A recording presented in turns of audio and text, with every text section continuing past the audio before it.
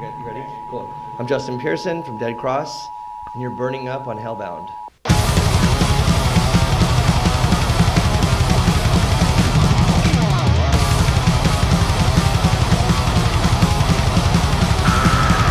What's going on, everybody? It's your pal, me, Gene from Hellbound. I'm here at the UC Berkeley Theater, and I'm with Justin from Dead Cross. How's it going, man? It's decent. Yeah? Yep. Yeah. So, hell of a tour. You guys got 25, 30 dates. Had some bumps in the road early so far, but what's it been like traveling across? I guess you guys started somewhere, Texas or Arizona or somewhere, maybe? We've done those states, yeah. Earlier. Yeah. We did like a little loop from California, Southern California. Yeah. And the LA show, we had some sort of weird going on skateboarding accident with Mike, and he's good, right? Yeah. He's good, and you guys are headed up north next? Sure. Yep. Yeah. Up the coast to Canada. Yeah. All the way up to, where are you going, British Columbia or Vancouver or something? Vancouver, yeah. All right. Yeah. And how's the tour's been treating you so far, the road? It's been good, except for a couple little snags here and there, but for the most part, I have pretty low standards, so it works out for me. Yeah. That's good. Cool. So, Dead Cross, give us a little history on it. I guess sometime in late 2015 we got started, and there was a different singer at the time, and then Mike came on board. And what's that been like, man, to share a stage with Mike Patton and Dave Lombardo? It's pretty rad. I mean, it's a interesting thing. I don't know. It's a strange question, you know. Like I don't. Is it a little surreal sometimes? I mean, life is surreal. Like avoiding going to prison is pretty surreal, you know. And so I mean, it's surreal. But for some reason, most days are pretty surreal for me. Yeah. So yeah. So when you're up there playing or you're jamming alongside or sound checking, I mean, there's the guy from Slayer and there's the guy from Faith No More. I mean, what's that feel like, man? Pretty heavy? Yeah. I mean, it's a trip. Yeah. Well, you're a younger guy, right? You're way younger than me. I'm 44. I just, you grew up listening to these guys, man. I would think it would be amazing to make music and grow a fan base and all that kind of stuff, with some legends of the industry. Sure. I'm 42, and so it's a little interesting, though, on certain levels. When I was like 11 or 12, I grew up in Phoenix, and I went to this weird party with my friend, and he was like trying to find his brother who was older than us, like a metal dude, and there was like all these people like hanging out or whatever, partying, and I was like 11 or 12, and I guess I didn't know at the time. I mean, I knew of Slayer, but Tom Araya was there, and my buddy's like, hey, this is the Slayer house, I was like, oh, and like so.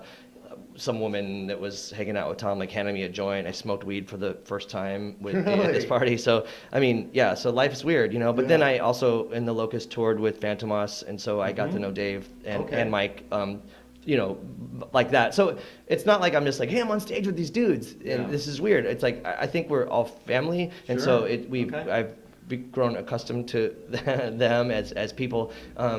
And then also too, like working with Lombardo was a trip because we were in a session together before Dead Cross technically started. So we were already recording with someone else. So that was how we like kind of got into it musically. Yeah. So because you two got to be on sync, man, with the backbone of the band, right? Sure. Yeah, but it wasn't like I just showed up and we're on stage like with these legends. You know, it was like, oh, here it is. Like we kind of like eased into it. So and with that weird history that you're telling me about from you being a young man, I mean it's almost kind of normal then, right, to be around people of their I guess stature or whatever, I mean it's an interesting thing because you think like certain things will happen or could happen, and it's not it's not like out of the parameter of what is possible, and I think like would I run into like let's say like our current president, like that would be pretty fucked up if I did, I probably won't, I probably shouldn't, it might not be a good situation, but would I run into like someone like Patton, it's like, yeah, sure, like we, the Locust and Retox, two bands I've been in, released records on Ipecac, sure I'm gonna like, at some point that is like a feasible situation, so that's that's how. So it's a weird question to ask me. You know what I'm saying? Yeah. Like, well, you're a professional musician and I'm not, so it's just like I don't yeah. know what I'm doing, man. It's like smoke and mirrors. It's just like, I don't know what it is. Now, you guys wrote a lot of this material pre-Mike Patton, right? Lyrics and all, right? Or did he change anything coming into the band? Sure. Well, the music was the album was written, and then we with Gabe Serbian, but he didn't finish, so we kind of omitted his vocals, and then Patton had free reign, but he utilized some of the stuff that certain, like, I think like a couple, like kind of like ideas or whatever, just to kind of, I don't know what the right terminology is, not like pay respect, but like kind of just be like, hey, this is like already kind of feeling it in this vibe, you know what I'm saying? Yeah, but for the most part, it's all Patton, Is it? Yeah. I mean, we just said do whatever you want, Yeah. So. And I like the album. It's for those out there. How would you describe the sound of Dead Cross? Because I've got an opinion, and it's like a mashup of 3 or 4 like different things I've heard before, but it's all just put together. It's chaos, but it's controlled. How would you explain the sound for Dead Cross?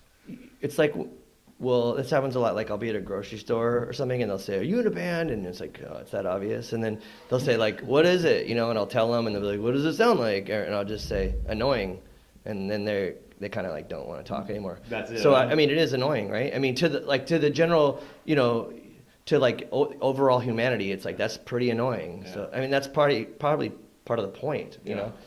So I think like to you and I, we'd be like, it sounds like this, or like whatever, we have reference points, but like to the general population, I would just say it's annoying and leave it at that. Yeah, the first time I ran through it when Monica, the PR gal, had sent it over to me, I listened to it through once, and I had to put it aside, and I said, I don't really know what I just listened to. And then I listened to it, and then I got it. Oh. I understood it. And just like I said, the skate punk, some hardcore, some maybe experimental. I mean, it's got a little bit of everything for everybody, really. Sure. I mean, if you think of all of our, resumes, I guess it makes sense to me. And I think it's fairly eclectic for most people. I mean, there's way more like weirder and experimental and obscure things out there, but it finds a little bit of a home with everything that we've already been part of. And that's kind of what it reminded me of a little bit. I even some Mr. Bungle in there, and some maybe some Slayer-ish riffs or drums. Sure. You know what I mean? Yeah. It's really a cool record. So I mean, we had like no guidelines. We had I think 12 days to write the album for the most part. For these live shows that we initially were only setting out to play 3 live shows, and so we had like 12 days, and we wrote it, and then that was what became the record. So I mean, I personally kind of feel like maybe some of it shouldn't have made the record, but we didn't have a lot of time to kind of find our like true identity necessarily. And I think it came out more when we started tracking, and obviously when Patton joined the band, it birthed a totally different life. Yeah. So it's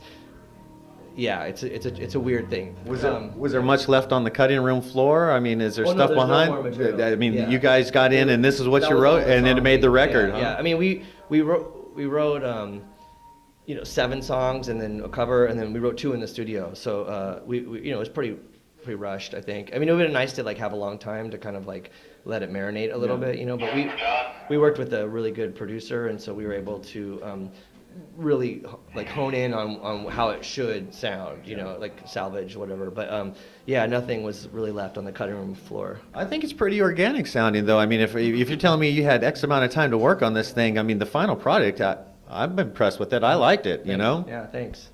Yeah. And any future plans past these dates? You're going all the way out until September, and then any word and anything in the future as far as more dates, or?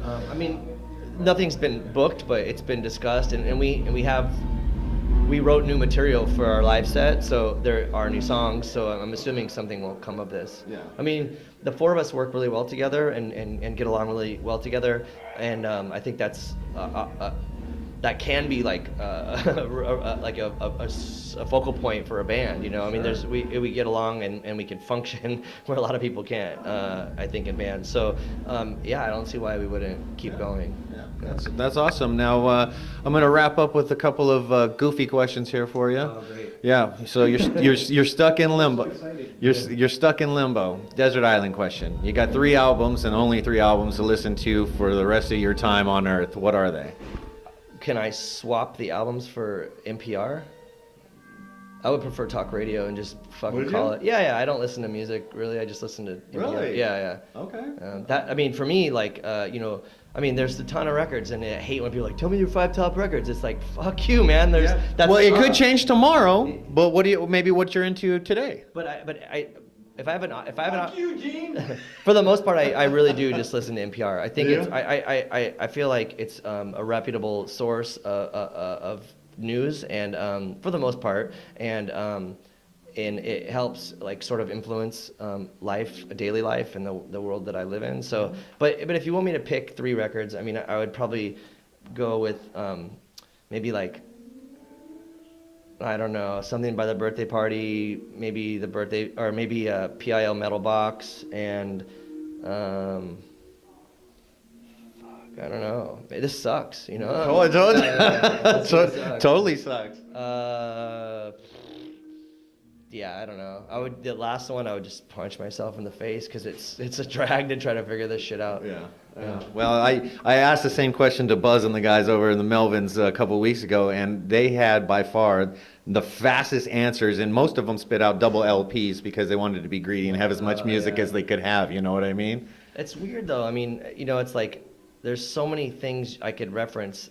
You know, like maybe like Bad Music for Bad People by the Cramps or something, but at the same time, it's like, well, then I'm leaving out like, you know, all these other rad bands that I grew up with. Like I'm leaving out Antioch Arrow and Drive Like Jehu and like where do I go? This sucks. And then I would just like, I would actually probably maybe prefer not to even have the option to pick anything and just have it be silent. Really? Oh, then I could deal with my tinnitus, you know.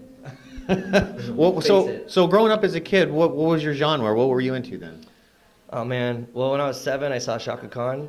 And when I was 12, I saw the Cramps and I met them, and I think that was kind of like the jumping point to figure out like what I really should be doing.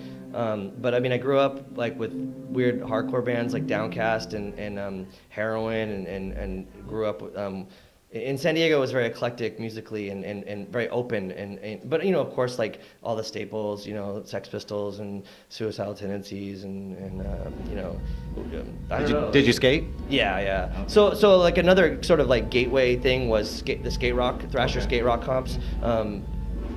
Volume 2 maybe was the one with Septic Death on it, and that really hit home. I really like got into Septic Death, and I mean, I was all over the place. Sigue Sigue Sputnik, I don't know if you're familiar with them. Like, that was rad shit. They had a song in Ferris Bueller's Day Off, which kind of was like, you know, a film of my childhood. And I really loved that song, and I liked a lot of synth music. And so, you know, I don't know. It's yeah. Sounds like it's all over the place, sure, right? I mean, yeah. I mean, it's like our old singer, Gabe, is like one of my best friends, and we play in a lot of bands, and people would always ask him like, you know, like, what kind of hardcore bands do you listen to? And he goes, I don't listen to them, I just play it, you know. And it's kind of like that. Like, I mean, I don't really listen to like anything in specific. I'm not like, oh, your record collection's metal or hardcore or punk. It's just, it's everything. I mean, that's mine too. Mine is country, except for old school like honky tonk. If you look on my iPod, you think I was a mental case because it's from ABBA to the '69 Boys. You know what I mean? Sure. Yeah, of course. Yeah. And I think that like that like kind of paves the way for innovative music or art of any type. You know, like where open mind and some diversity. Yeah. And I think a good question, like when someone says like, what's your influences?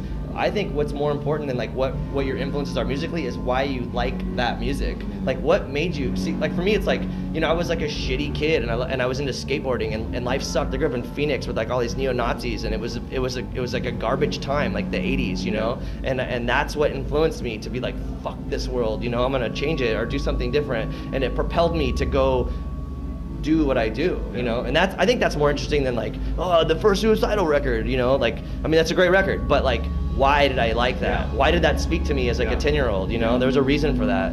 So that's an awesome way to look at it, man. Thanks. Yeah, it really is. Now, any gear you want to plug, or what are you playing on? I don't know. I just got this awesome Earthquaker Devices pedal, which it's not in any of our music yet, but it's a data corruptor, and it's a clone. Well, it's based off of this Schumann PLL, and it's incredible. It's like fucking from out of this world. Now, what do you play on as your main? Oh, my guitar. Yeah. I play a Dan Armstrong. Okay. Bass. Yeah. Nice. Yeah. Nice. Yeah. Well, I appreciate the time, brother. Thank you so much. And this is Gene with Hellbound, Justin from Dead Cross. Stay metal, get out. These guys got plenty of dates coming. Support live music. Thank you.